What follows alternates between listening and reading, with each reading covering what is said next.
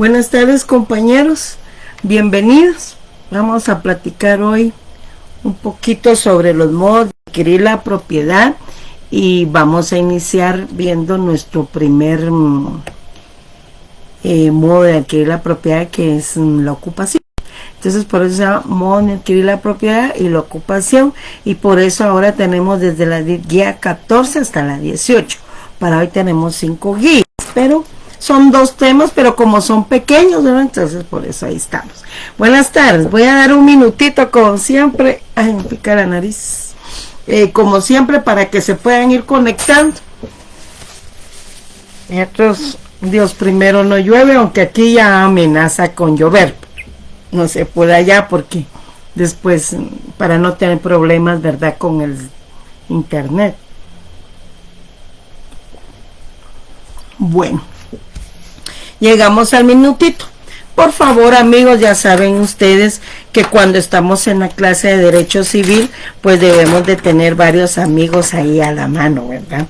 En primer lugar, nuestro querido Código Civil. En segundo lugar, nuestra Constitución Política de la República. Y ya, perdón, esta es la Constitución Política de la República. Y ya después les iré platicando del articulado principal, o sea, que aplica para este tema, que son 4 leyes específicas. Entonces vamos a empezar con eso. No olviden también que debemos de tener a mano nuestro bolígrafo y nuestro resaltador, ¿verdad? Y además, ya si quieren ustedes tienen las guías, y si no, pues las guardan ahí, pero lo importante es que ya estamos en la clase. Entonces, amigos, vamos a iniciar. En la clase anterior, la semana pasada creo que fue, vimos el tema de la propiedad, ¿recuerdan?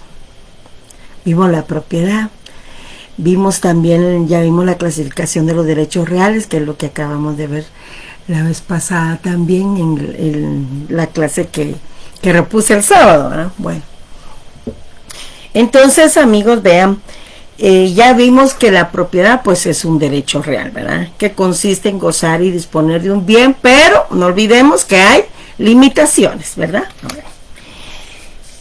Ahora bien, si ya vimos que la propiedad es ese derecho real de gozar y disponer de un bien, de utilizarlo, y que hay limitaciones legales, ¿verdad?, que nuestra legislación tiene ahí dentro de las limitaciones a las obligaciones, prohibiciones y limitaciones.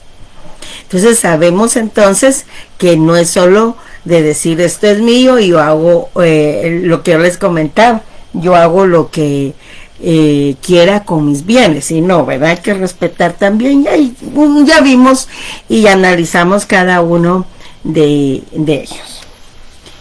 Pero la pregunta ahora es, ¿y cómo adquirimos la propiedad? ¿Cómo se adquiere la propiedad, amigos? Pues hay diversas formas, porque su clasificación es amplia. Pero cuando hablamos de hechos, ¿verdad?, de actos jurídicos, a los cuales la ley le reconoce esa virtud de poder originar, ¿verdad?, el dominio de un determinado bien, estamos ante los modos de adquirir la propiedad. De hecho, ustedes en su guía número 14, amigos, en la primera columna tienen 2 definiciones. Siempre una del maestro Alfonso Brañas, que no comentarles que el maestro Alfonso Brañas pues es un autor guatemalteco, y por eso lo cito mucho, ¿verdad?, porque él tiene una obra muy especial que es Manual de Derecho Civil. Por si ustedes un día lo quieren adquirir, va a ser una excelente adquisición que les va a servir en toda su carrera y en toda su profesión. Y también tienen una definición del maestro Puig Peña, ¿verdad? Ahí tienen 2 que, vean, al analizarlas coinciden y dicen exactamente lo mismo. En diferente redacción, pero dicen lo mismo. ¿Qué nos indica el maestro Brañas? Él dice que son actos jurídicos o en algunas oportunidades simplemente hechos, que tienen por objeto y dan como resultado, manifiesta, precisamente la adquisición del derecho de propiedad sobre un bien. Y Puy Peña nos indica también que son hechos jurídicos, a los cuales la ley le reconoce la virtud de hacer surgir el dominio de un determinado, el dominio en un determinado sujeto. El dominio, obviamente, de las cosas. Cuando hablamos de dominio, hablamos de propiedad. Y ya ven que nuestra legislación pues casi adopta como sinónimo el dominio de propiedad, ¿verdad? Y de bienes y cosas. Pero ya hemos establecido algunas diferencias. Entonces, esos hechos jurídicos permiten a las personas la forma de ir adquiriendo el dominio o la propiedad en los diferentes bienes, ¿verdad? Ya hemos visto también la clasificación de los bienes. Entonces, vamos a conocer ahora cómo adquirimos el dominio de un bien. ¿Cómo adquirimos la propiedad? Nos hablan de actos jurídicos, de hechos jurídicos. Esas diferencias ya las conocieron ustedes en Introducción al Derecho.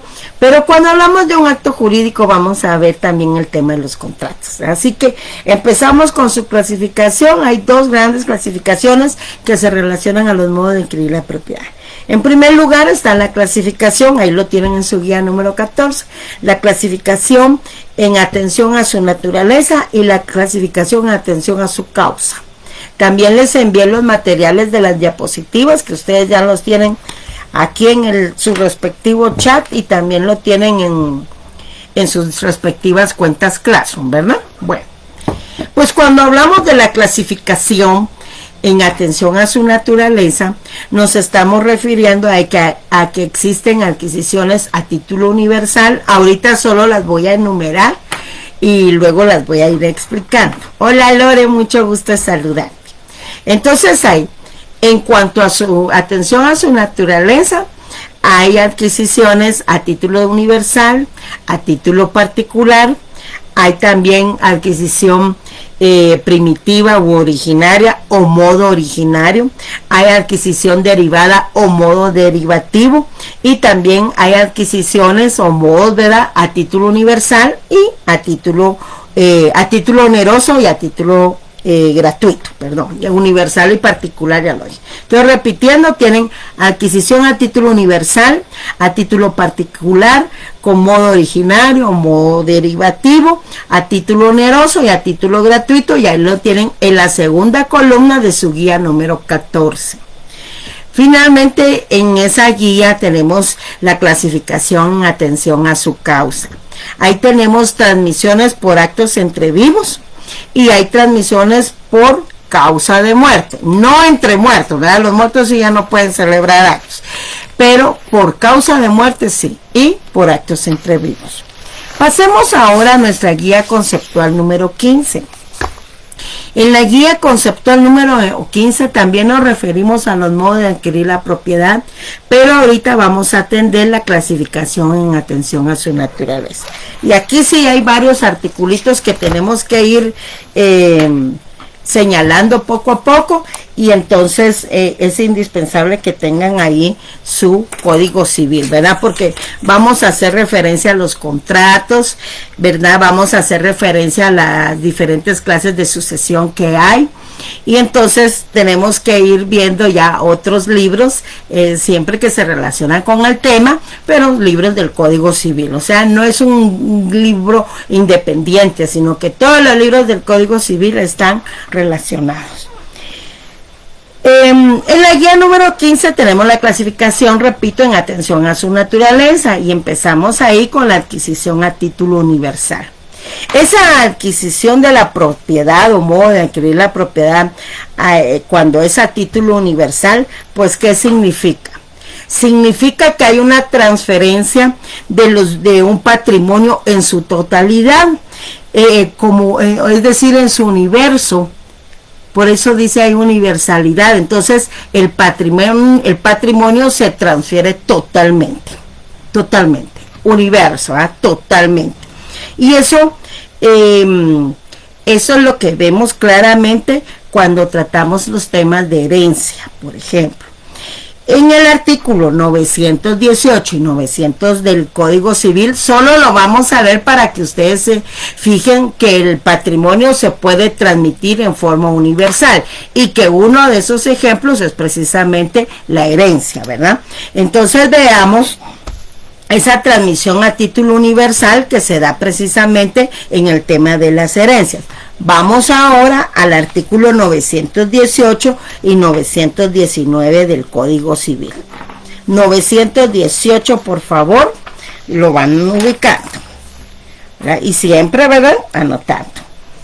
Entonces, en el artículo 918 encontramos que los derechos a la sucesión de una persona se transmiten desde el momento de su muerte. Y por favor ahí pongan atención. Cuando hablamos de este tema, entonces esos derechos y esas obligaciones se transmiten a partir de la muerte, ¿verdad? Porque vamos a ver allá en la otra clasificación que hay transmisión por causa de muerte, que está claramente relacionada con esto. En el artículo 919, ahí nos indica que la asignación a título universal, vean eso, la asignación a título universal se llama herencia. Y cuando es a título particular se llama legado.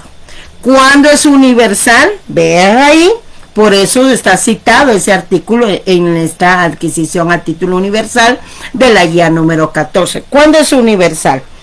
Pues el título es universal, pongan atención, subrayen ahí, cuando se sucede al causante. El causante es la persona que falleció y que va a transmitir su patrimonio, ¿eh? El causante en todos sus bienes y obligaciones transmisibles, a excepción de los legados, porque el legado ya es una adquisición a título particular, y aquí ya nos va sirviendo de ejemplo para la adquisición a título particular. Vean cómo regula entonces el título es particular cuando se sucede en uno o más bienes. Ahí entonces con el artículo 919 ya vimos las dos clases de como modo de adquirir la propiedad. Una que es la adquisición a título universal, que es cuando se transmite todo el bloque, a todo el universo, todos los derechos y obligaciones que el causante tenía. Pero también puede ser a título particular, y ahí encontramos los legados. ¿Y cuándo es a título particular? Ahí claramente el artículo 919 del Código Civil nos está indicando que el título es particular cuando se sucede en uno o en más bienes determinados. Luego ya nos indica otra disposición que debemos de tener claro, porque este artículo lo vamos a ver también en otra clasificación, que la sucesión puede ser parte testada, parte intestada, y a esa se le llama sucesión mixta, que también puede darse, ¿verdad?, en un mismo patrimonio. Bueno, todo esto de la sucesión también lo vamos a ver en la parte final de este curso. Entonces, repito, cuando se transfiere el patrimonio como universalidad jurídica, es decir, todos, miren, aquí dice, el título es universal cuando se sucede al causante en todos, vean ahí, todos, subrayen bien, todos sus bienes y obligaciones transmisibles, a excepción de los legados, porque los legados ya es la transmisión de los bienes determinados. Es decir, ustedes ya dejan en su testamento, el legado es una figura testamentaria, y en el testamento van a indicar que el vehículo marca tal, modelo tal, color tal,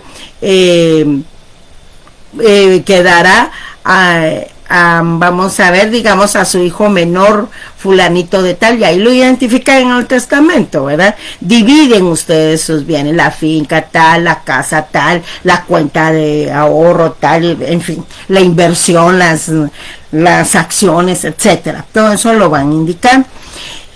Y también a título particular, además de los legados, encontramos los contratos.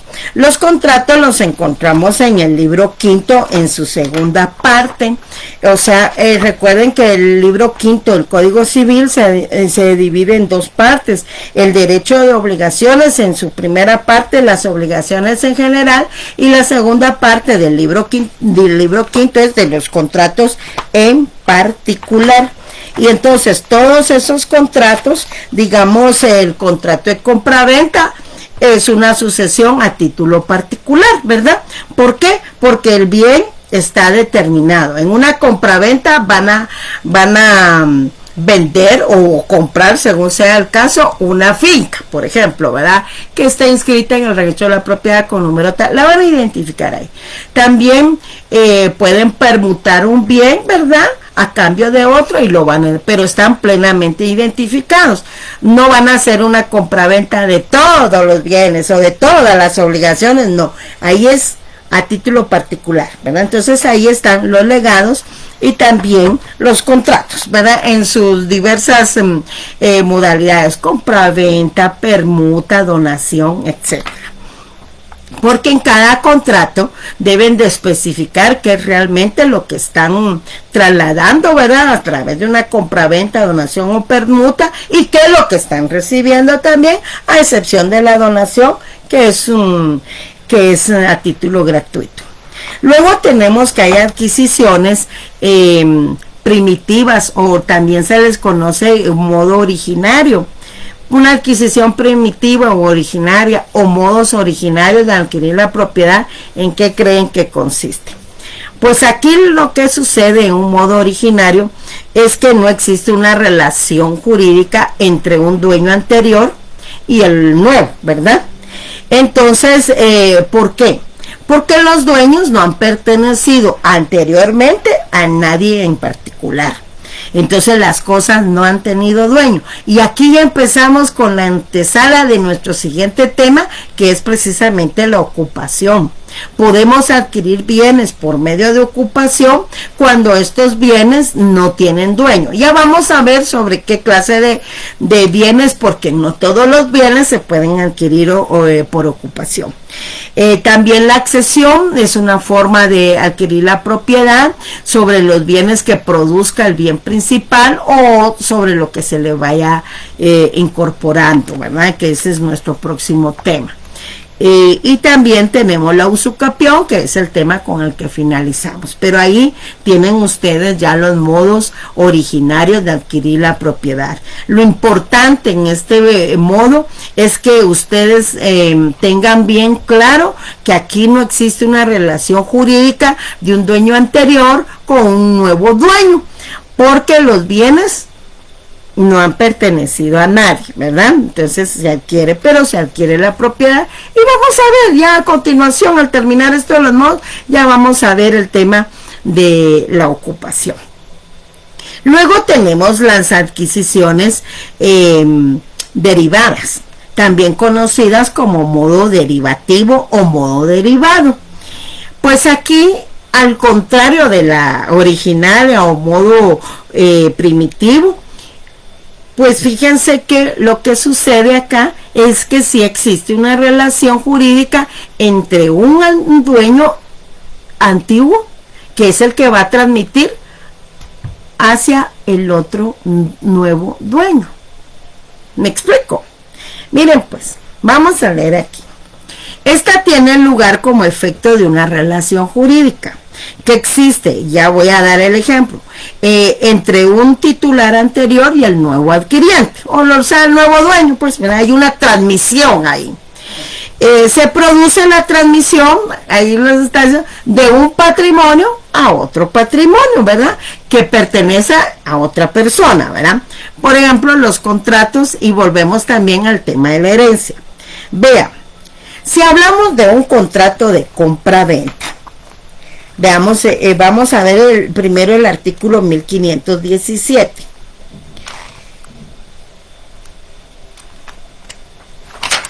Que ahí empezamos con los contratos, ¿verdad?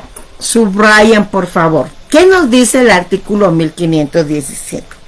Que hay contrato cuando dos o más personas convienen en que, dos o más personas, convienen en qué, en crear, en modificar o extinguir una obligación. Ustedes lo van a ver específicamente en su civil 3, pero ahí está en civil 2. Vean el 1518. ¿Ya? El artículo 1518 ya nos habla también de los contratos. ¿Y qué nos dice ahí? Los contratos se perfeccionan por el simple consentimiento de las partes, exceptuando cuando la ley establece determinada formalidad como requisito esencial para su validez. Veamos un solo contrato. Solo vamos a leer uno para que ustedes vean que hay transmisión de un dueño anterior hacia un nuevo adquiriente o un futuro dueño, ¿verdad? Por ejemplo, en el contrato de compra-venta, permítanme, forman los contratos. Ahorita vamos a encontrar los contratos en particular. Esperen. Bueno. En el contrato de compra-venta, que lo tenemos en este artículo, ay Dios mío, espérenme chicos, no sé por qué me estoy trabando. En el artículo 1790. Ahora vámonos al artículo 1790. 1790, ahí está el contrato, por ejemplo, de compra-venta, que es un contrato bien común, ¿verdad? El que más se utiliza. Hay varios para transmitir los bienes: compra-venta, permuta, donación, etcétera. Entonces, vean el contrato de compra-venta. Ahí lo tenemos en el artículo 1790. ¿Qué indica el contrato de compra-venta? Yo quiero que pongamos atención en este contrato, porque fíjense que ahí está claramente esa relación jurídica que existe entre un vendedor y un comprador, ¿verdad?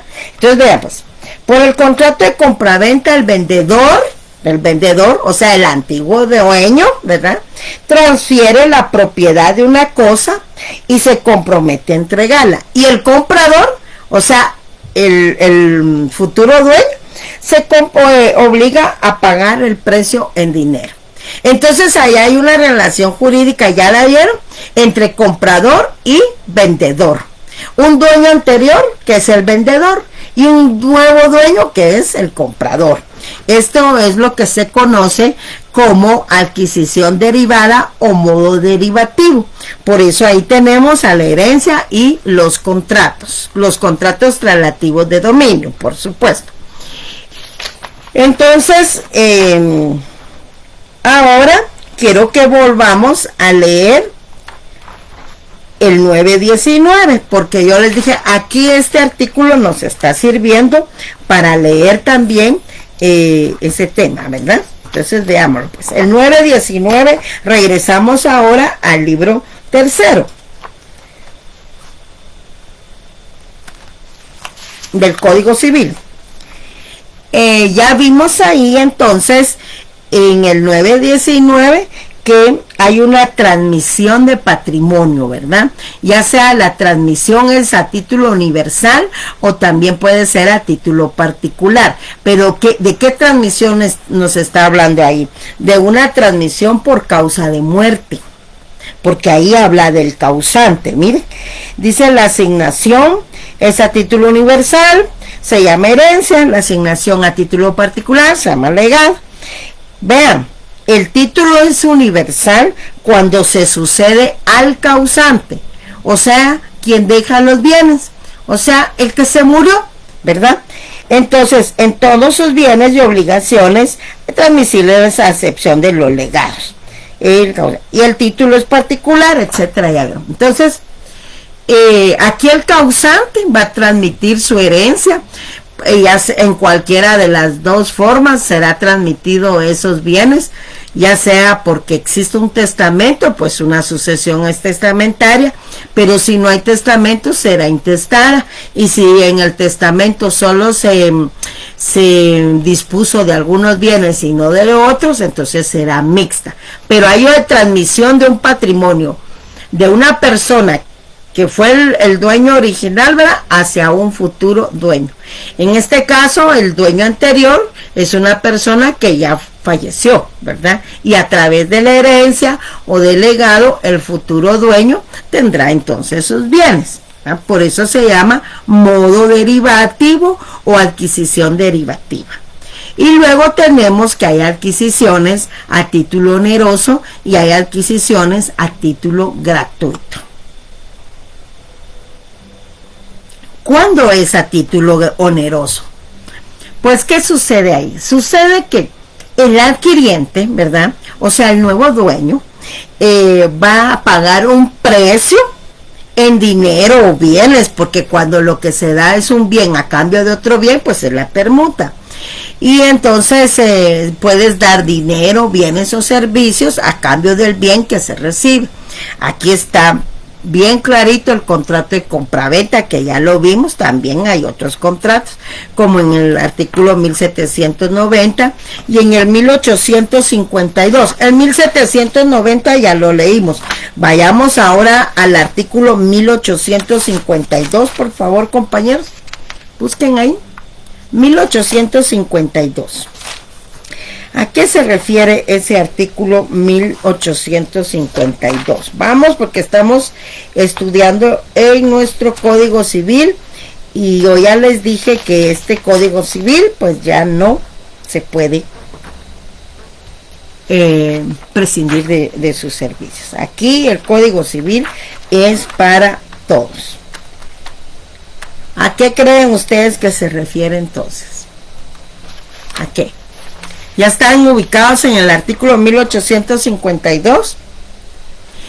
En el artículo 1852 ya lo ubicaron. Bueno, en el artículo 1852 encontramos el contrato de permuta. Y miren en qué consiste. La permuta es un contrato por el cual uno de los contratantes, o sea, hay un dueño anterior, ¿verdad?, transmite la propiedad de una cosa a un futuro dueño, pero ¿a cambio de qué? De una cosa a cambio de la propiedad de otra. O sea, se entregan un bien y reciben un bien, por eso se llama permuta, bien por bien. Cada permutante, dice, es vendedor de la cosa que da y comprador de la cosa que recibe a cambio. Y cada una de las cosas es precio de la otra, ¿verdad? En eso consiste el precio. Este contrato se rige por los mismos principios del contrato de compraventa, en lo que fueren aplicables, etcétera. Entonces, esos son contratos onerosos. ¿Por qué? Porque están recibiendo una contraprestación, están recibiendo un dinero, están recibiendo bienes o están recibiendo servicios. Hay un precio que pagar, ¿verdad? Y el contrato de compraventa es el ejemplo básico para el tema de también la adquisición a título oneroso, y ahorita acabamos de ver también que el contrato de permuta. Bueno, y también finalmente con la clasificación en atención a la naturaleza, pues hay hay adquisiciones, a título gratuito, ¿verdad? ¿Qué sucede? Que el adquiriente, o sea, el nuevo dueño, ¿verdad?, porque es una forma de adquirir la propiedad derivativa, ¿verdad? Entonces, el adquiriente recibe un bien sin tener que cubrir un precio o una contraprestación. Por ejemplo, la donación. Ahí lo único que ustedes van a decir es, muchas gracias. Veamos el artículo 1855.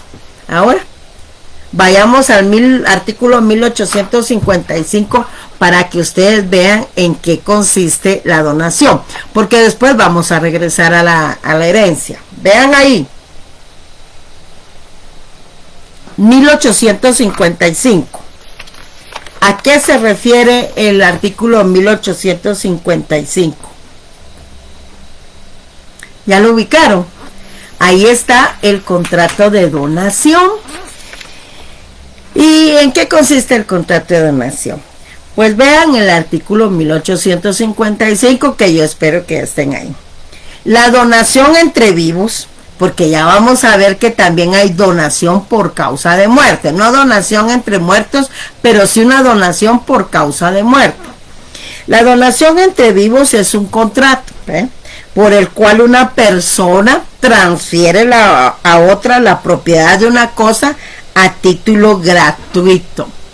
Quiere decir que no va a pagar ningún precio. Solo dice muchas gracias, agradezco su gesto de liberalidad y me voy a portar bien, porque si no se portan bien pueden también revocar la donación. Ahí se lo van a acordar de mí cuando estudien el contrato de donación, pero el año entrante. Bueno, entonces ya vimos esa clasificación de los modos de adquirir la propiedad de acuerdo a su naturaleza. A título universal, repito, a título gratuito, a título universal, a título particular, hay un modo originario, hay un modo derivativo, hay a título oneroso y hay a título gratuito. Okay. Ahí van a tener. Y tenemos otra clasificación que está en la guía número 16, ahí son los que es en atención a su causa. Ahí hay transmisiones por actos entre vivos, ¿verdad? Las relaciones jurídicas entre vivos y por causa de muerte. Porque ya vimos, de acuerdo al artículo 919, que hay transmisión de los bienes, ya sea a título universal o a título particular, y que ésta surte en efecto cuando se muere la persona. Entonces, cuando ya existe causante, el causante es la persona que murió, que en paz descanse, pero de ella van a obtener ustedes un patrimonio. Entonces, se le agradece. Bueno, ahí tenemos dos clases de transmisiones, como les digo, en atención a su causa. Hay transmisiones por actos entre vivos y ahí tenemos todos los contratos. El contrato de compraventa ya lo vimos, el contrato de permuta ya vimos y acabamos de terminar de ver el contrato de donación.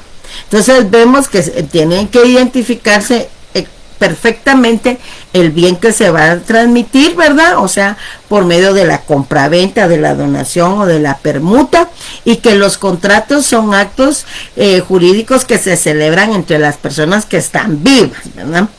Entonces, ya repito, vimos el contrato de compraventa que ya lo leímos, la donación entre vivos que lo acabamos de leer, el contrato de permuta que también ya lo vimos, y el contrato de mutuo que es para bienes, muebles y dinero.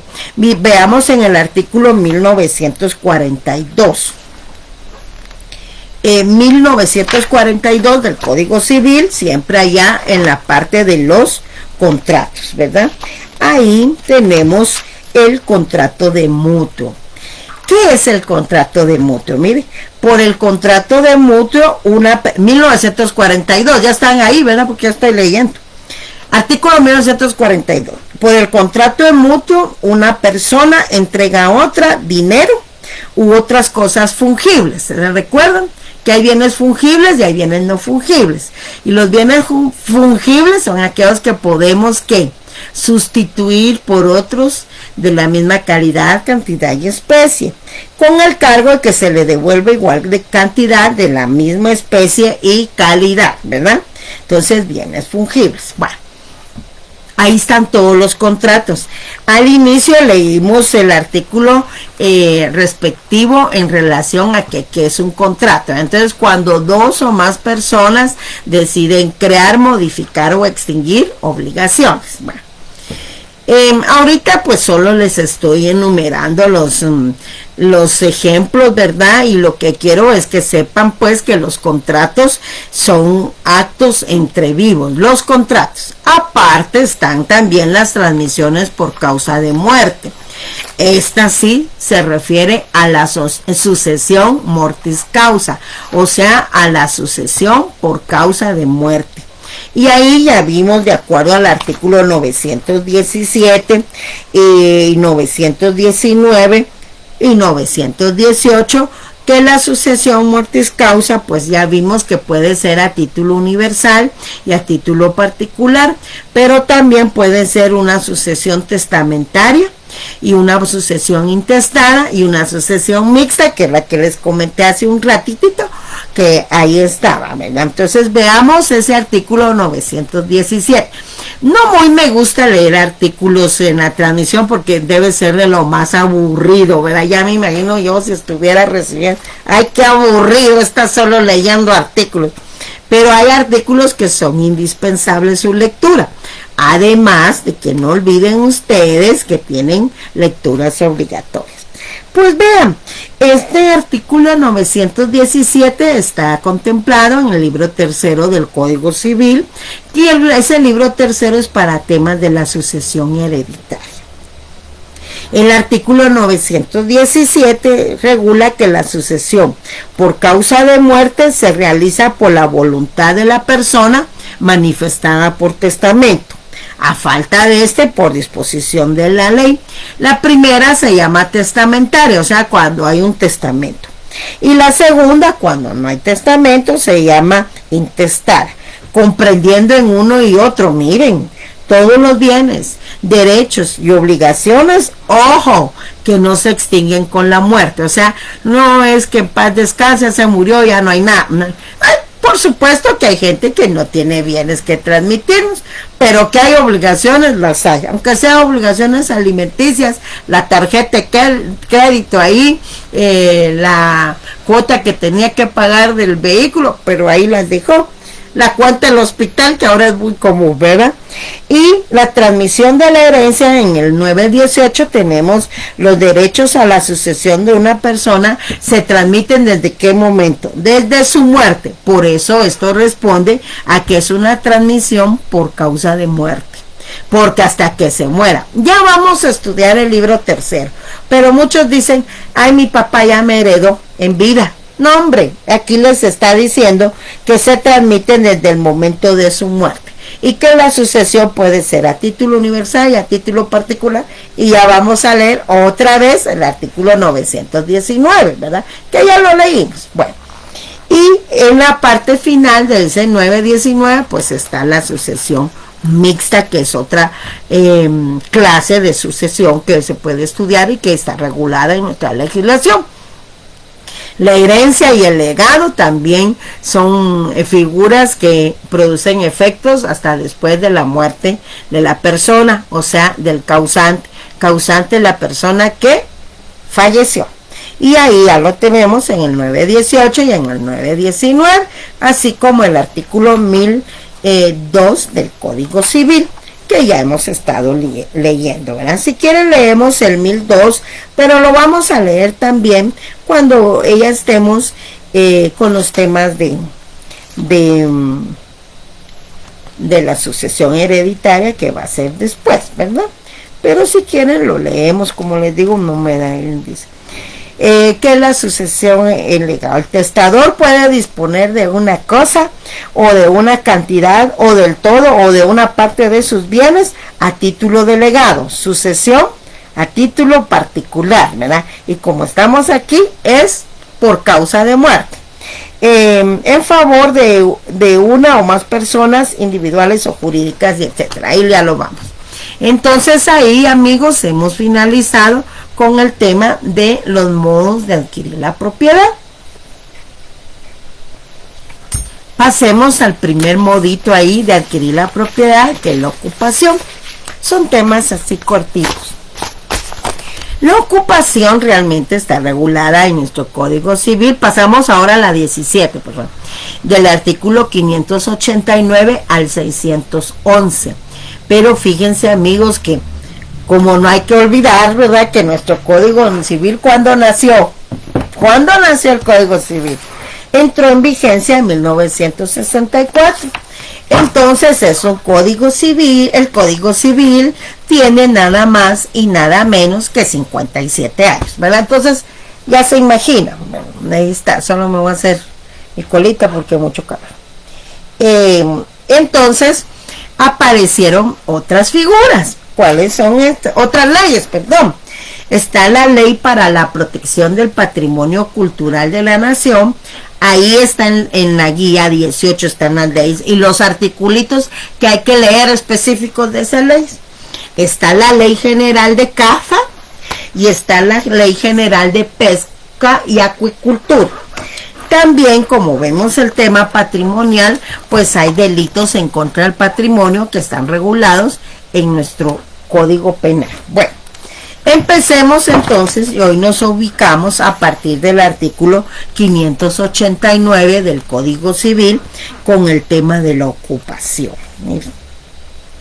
Realmente aquí en el Código Civil pues son pocos artículos, porque es del 589 al 611, pero fíjense que se rige por leyes especiales y estas tres son algunas.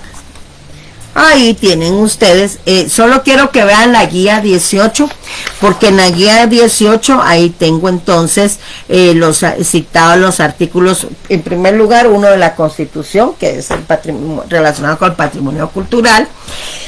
El otro, pues ya tenemos tenemos algunos artículos de la Ley para Protección del Patrimonio Cultural, tenemos citado algunos artículos de la Ley General de Caza y de la Ley General de Pesca y Acuicultura. Ahí lo tienen, no me van a estar preguntando por ahí porque ahí lo tienen. Bueno, ahora bien, ¿qué es la ocupación?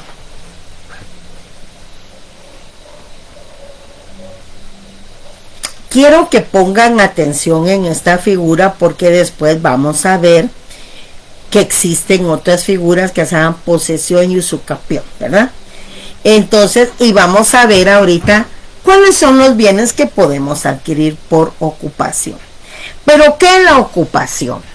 Tenemos dos definiciones, siempre la del maestro Brañas, que me encanta, ¿verdad? Y como les digo en su libro, es un manual de derecho civil. ¿Y dónde lo tendré para presentárselos? Oh, no lo tengo aquí. Bueno, ahí lo voy a buscar. Sí, el manual de Alfonso Brañas, del manual de Derecho Civil de Alfonso Brañas para los cursos de Derecho Civil. Qué raro que no lo tenga ahí. Pero está ese libro. También está el libro de los derechos reales en la legislación guatemalteca del maestro Juan Francisco Flores Juárez. También excelente para el tema de derechos reales, porque mire, con el libro primero teníamos que leer bastante, ahora hay más lectura para que vayamos entendiendo entonces cada uno de los temas. Pero ¿qué es la ocupación? Es la aprehensión de una cosa corporal, vayan poniendo atención, que no tiene dueño, ¿ya? Con ánimo de adquirir la propiedad, porque la ocupación es un modo de adquirir la propiedad. Pero, ¿qué cosas podemos adquirir por ocupación y cuándo hay ocupación? Pues hay ocupación cuando alguien, ¿verdad? O sea, una persona toma una cosa para sí. Oigan. Pero esa cosa no tiene dueño. Vayan a poner atención. ¿Por qué? Porque no pertenece a nadie. O pertenece a un dueño ignorado o este la abandonó. Vamos a ver cada una de las cosas. Y ahí está. Entonces, la aprehensión de una cosa o de un bien con la intención de apropiarse de ella, pero son bienes corporales en primer lugar y son bienes que no tengan dueño, ¿verdad? Ya sea porque no le pertenece a nadie o porque el dueño se le perdió, ¿verdad? O la abandonó, ¿verdad? También vamos a ver en qué caso, pues no hay, en los casos de siniestros, por ejemplo, terremoto, inundación, incendio, etcétera, y sacan las cosas a la vía pública, ahí, señores, no hay ocupación, nada que voy a ir a agarrar ese sillón porque ese me gusta y ya el dueño lo está sacando, no, en casos de siniestro no, pero empecemos. ¿Cuáles son los requisitos entonces para que haya ocupación? En primer lugar, la detentación de la cosa, es decir, se están atribuyendo el poder de ese bien, ¿verdad? Se lo están atribuyendo, se están disponiendo de ese poder que tienen sobre el bien. Bueno, ya está ahí. 2, ejecutarla en forma permanente, pero con ánimo de dominio, es decir, con el ánimo de adquirir la propiedad sobre el mismo. 3, debe recaer en cosas que no tengan dueño o cuya procedencia se ignore, ¿verdad? Cosas que hayan sido abandonados o también extraviados. Ya vamos a ir viendo eso. ¿Cuáles son sus elementos? Tiene 3 elementos el tema de la ocupación. Primero, bueno, tiene 3 elementos. Ahí lo tienen ustedes en las diapositivas. Un elemento formal, un elemento real y un elemento personal. Cuando hablamos de un elemento formal, ¿en qué consiste? En la aprehensión de ese bien, ¿verdad? En la detentación de ese bien. Estoy ejerciendo un poder de dominio, pero no lo tengo todavía. El elemento real es que esa aprehensión se limita a que el bien no tenga dueño, ¿verdad? Que no pertenezca a nadie. No podemos apropiarnos de cosas que tienen dueño, porque entonces ahí estamos cometiendo delitos contra el patrimonio, y están aquí en el Código Penal. Y 3, un elemento personal. Ese elemento personal se fundamenta en la intención que tiene la persona de hacer propio el bien que está adquiriendo por ocupación, incorporándolo a su patrimonio, ¿verdad? Entonces, formando parte de su patrimonio. Bueno, entonces ya vimos qué es, cuáles son los requisitos para que exista ocupación y cuáles son sus elementos, ¿verdad? Ahora bien, ¿y cuáles son esos bienes que podemos adquirir por ocupación? Pues miren, nuestra legislación, si lo ven ahí, el tema de ocupación lo tiene para 3 clases de bienes. Para los hallazgos de tesoros, regulada desde el artículo 592 al 595, que hay que leer, ¿verdad? Y tenemos también para el hallazgo de bienes mostrencos, o sea, aquellos bienes que se han extraviado, están perdidos o abandonados. Ya vamos a ir viendo poco a poco. Y también se pueden adquirir por medio de la ocupación los animales salvajes o bravíos, ¿de acuerdo? Ya sea a través de la caza y pesca. Pero ahí ojo, porque entonces ya vamos a entrar a conocer 3 leyes específicas. Y como estas leyes son de reciente vigencia, que es lo que les decía, aquí está regulada la ocupación desde 1964 con sus 57 niñitos, ¿verdad? Pero luego está esta ley general de pesca, mira, está esta ley general de caza y está esta ley de patrimonio cultural, fíjense. Entonces, cada ley, por ejemplo, de 1997 es la ley de protección para el patrimonio cultural, es posterior, ¿no? Y es específica.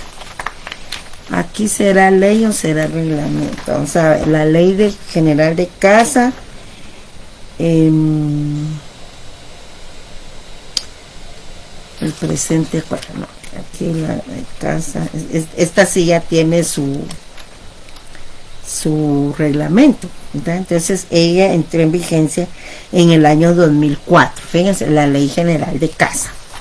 Por cierto, que mejor lo voy subrayando. Luego tenemos que la general de pesca y acuicultura, esta sí tiene el reglamento aquí también, pero es de 1900, del año 2002. Fíjense. Sancionado con el Congreso 17 de diciembre del 2002 también. Bueno, miren. Bueno, entonces, y fíjense, y el Código Civil de 1964, santo Dios. Bueno, en los hallazgos de tesoro los encontramos regulados a partir del artículo 592, ¿verdad? Y regula que el tesoro encontrado en terreno propio pues pertenece íntegramente al descubridor. También hay el tesoro encontrado en terreno ajeno, ese se divide por partes iguales. Para buscar un tesoro en terreno ajeno también se necesita de autorización del dueño, y si en caso se hace sin autorización están obligados a resarcir por los daños y perjuicios y quedará en poder del dueño. Pero fíjense que constitucionalmente, por eso mejor me voy a la Constitución, en su artículo 61 está la protección al patrimonio cultural y regula que los sitios arqueológicos, conjuntos monumentales y el Centro Cultural de Guatemala pues recibirán atención especial del Estado y están sometidos a régimen especial de conservación, el Parque Nacional Tikal, el Parque Arqueológico Equiriguá, etcétera. ¿Qué nos protege aquí el artículo 61? El patrimonio cultural, y aquí lo va indicando, ¿verdad? Se encuentra en la segunda sección de la Constitución con el tema cultura a partir del artículo 57. Bueno. Y ahí tenemos entonces las diferentes bases, situaciones que regula el tema de los tesoros. Pero también ya vimos que constitucionalmente está protegido el patrimonio cultural y hay una ley específica. ¿Cuál es esa ley? La Ley para la Protección del Patrimonio Cultural de la Nación. Aquí está regulado también en su artículo 2, nos define qué es el patrimonio cultural. Y vean esto.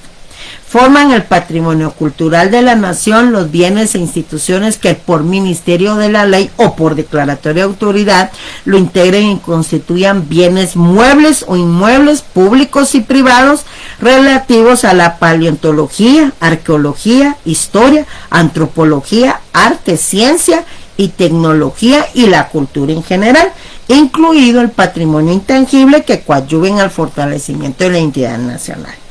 En el artículo 3 tienen una clasificación de esos bienes, fíjense.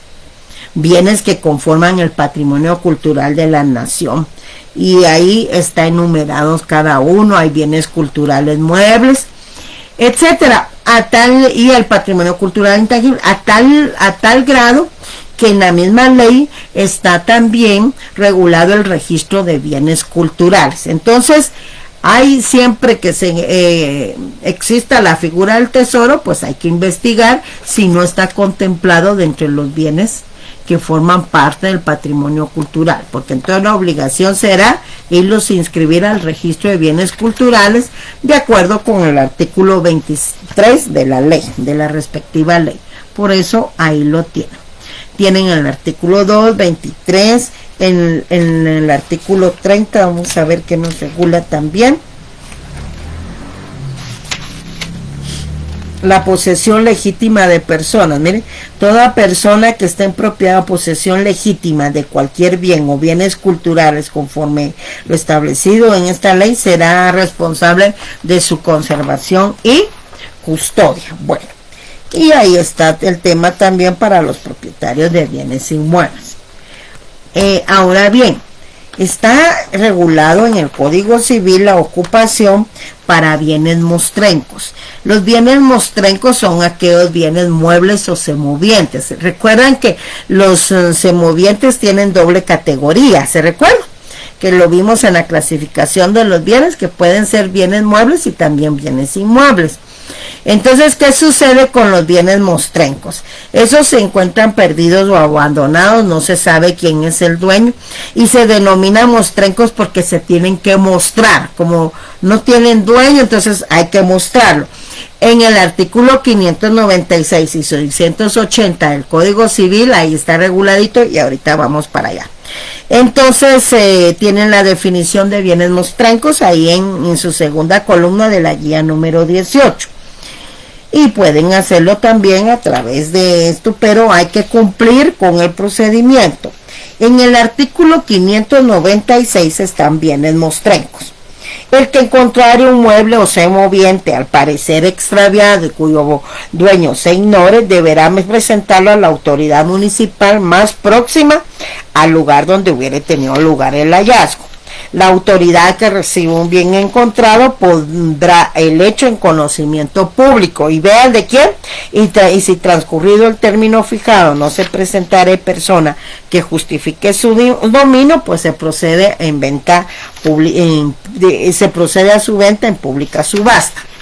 Quiero que veamos el artículo 680 ahora también del Código Civil, porque ahí está regulado entonces el plazo y el plazo y realmente lo que se tiene que hacer con los bienes mostrencos. Repito, los bienes mostrencos son aquellos muebles o semovientes que se encuentran perdidos o abandonados y no se sabe de quién es su dueño. De ahí mostrenco, porque primero hay que mostrarlo, ¿verdad? Se va a hacer su demostración por cierto periodo y entonces si no aparece el dueño, pues entonces se vende en pública subasta. Leamos ese artículo 680, por favor. Ese artículo 680 que lo vamos a volver a estudiar con el tema de la excepción, regula que cualquiera puede recoger y salvar los animales, maderas, frutos, muebles y otros productos de la industria arrebatados por las corrientes de las aguas públicas o sumergidos en ellas, presentándolos inmediatamente a la autoridad local, que dispondrá, la municipalidad, ¿verdad?, que dispondrá su depósito o su venta en pública subasta cuando vean el plazo no puedan conservarse. Se anunciará enseguida el hallazgo y si dentro de los 3 meses hubiere reclamación por parte del dueño, pues se le entrega el objeto o su precio, previo abono de los gastos de conservación y el derecho de salvamento, que consistirá en un 10%. Transcurrido aquel plazo sin haber reclamado el dueño, perderá su derecho y entonces se devolverá todo a quien lo salvó, previo abono de los gastos de conservación, ¿verdad? También existe el tema de la ocupación para la adquisición y la propiedad de bienes, de animales salvajes o bravíos. Esto lo encontramos regulado en el artículo 600 de nuestro Código Civil.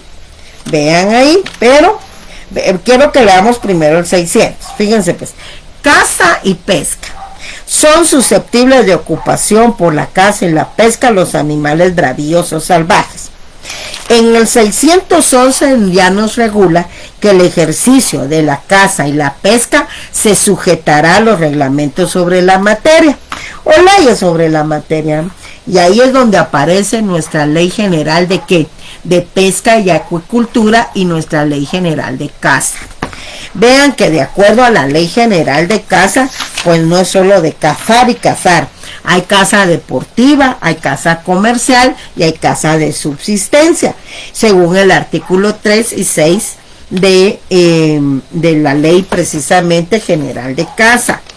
Aquí el órgano regulador va a ser el Consejo Nacional de Áreas Protegidas, o sea, el CONAP, y esta ley regula todo el tema de caza. Pero ¿será que todos los animales podemos, aunque sean salvajes o bravíos como regula la ley, los podemos adquirir por ocupación?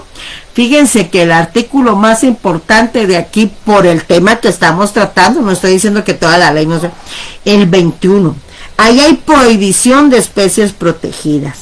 Las especies cuya caza queda prohibida en forma absoluta, así como la comercialización, tránsito y utilización de sus derivados, se publicarán cada año por el CONAP.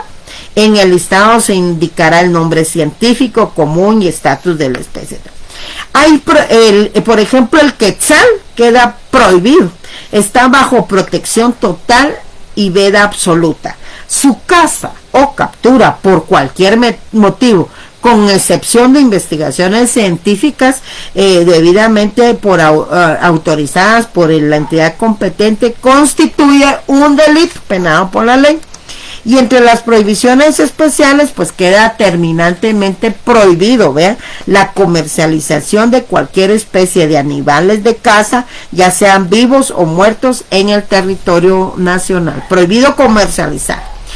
El bien protegido aquí en la Ley General de Caza es precisamente el bien jurídico protegido en esta ley, en la fauna silvestre, no lo deben olvidar, y ahí tienen también sus figuras delictivas en caso haya una transgresión a la ley.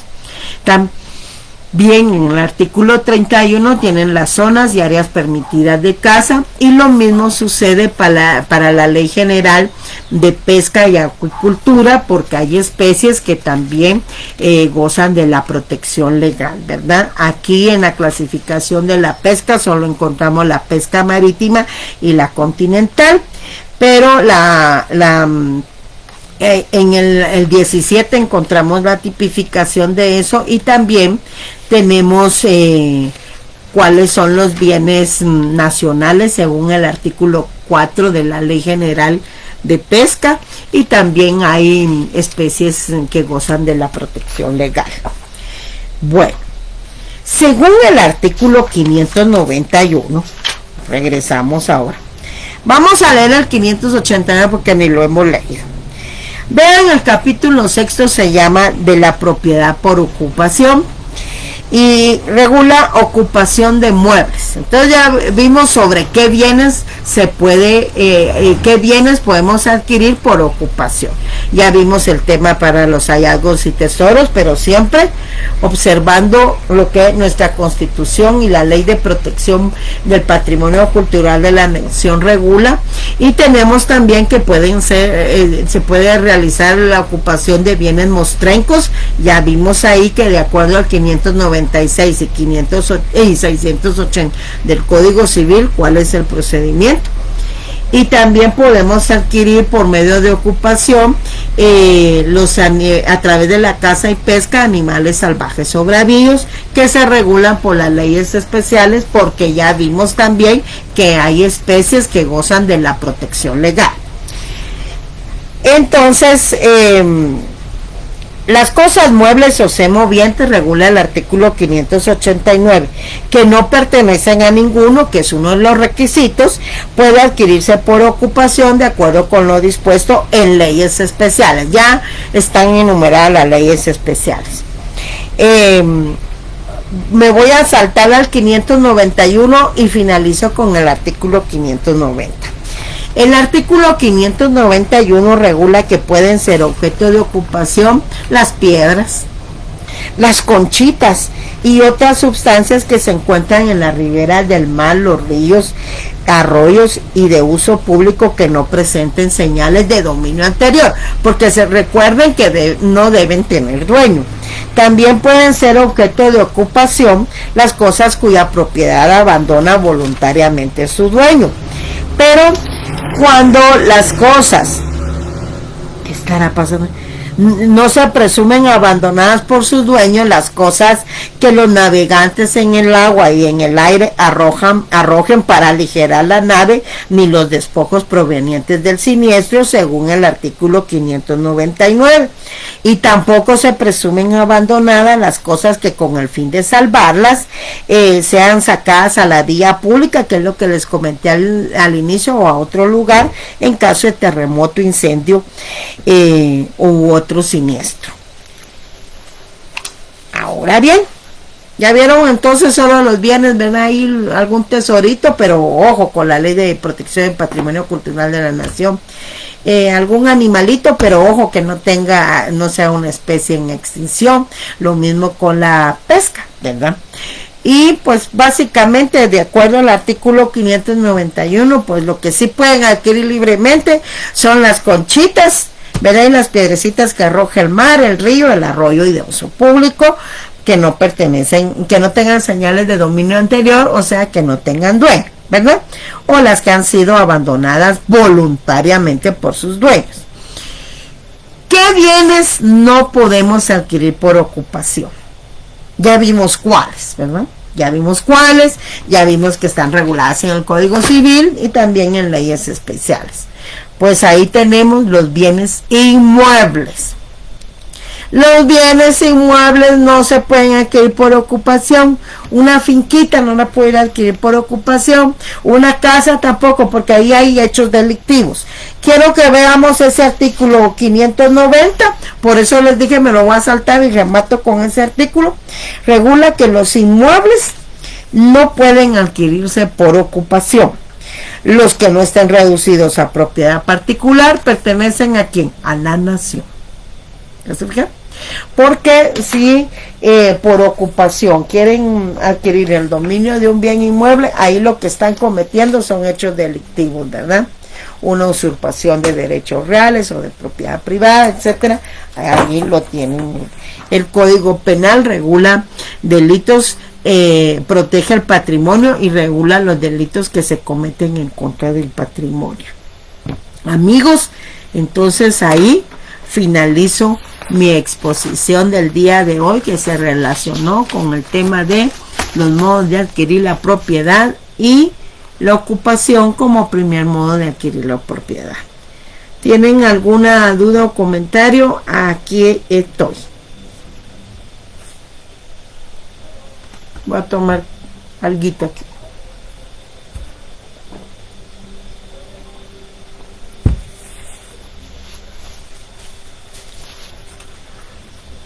¿Estamos bien? Ok. Entonces tengan una feliz tarde y nos vemos Dios primero el día jueves. Perdón.